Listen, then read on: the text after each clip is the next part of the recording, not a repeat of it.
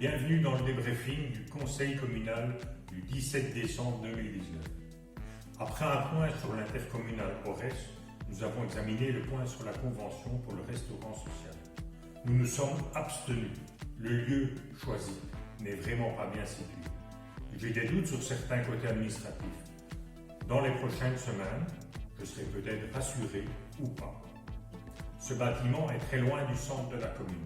L'idée est super, nous la soutenons, mais pas possible de soutenir le local choisi actuellement. Ensuite, nous avons parlé de l'avenant à la convention pour la station GSM rue du Grand Passage. Il s'agit d'une augmentation que l'opérateur va payer.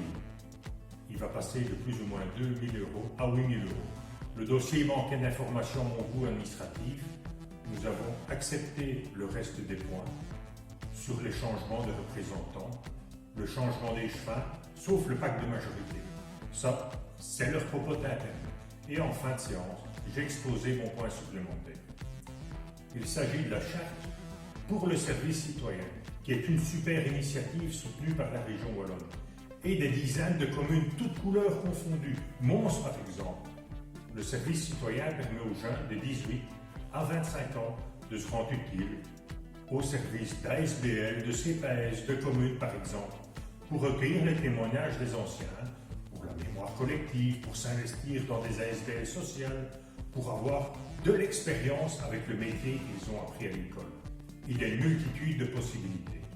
Je vous invite à aller visiter leur site.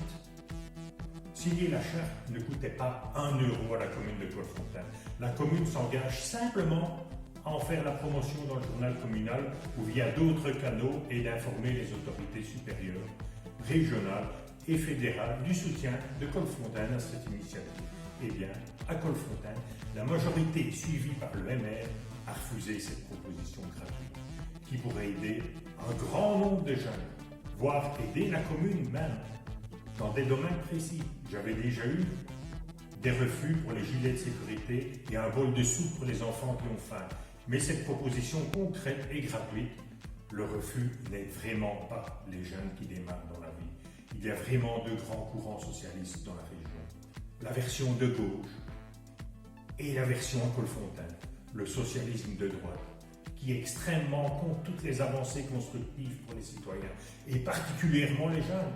Le conseil s'est terminé par une question d'actualité, où j'ai questionné le bourgmestre sur les transferts que le CPS de Mons souhaite vers Ambroise Paré, et qui pour moi ne doivent pas être payés par les autres communes, et surtout pas par Colfontaine, qui en fait partie.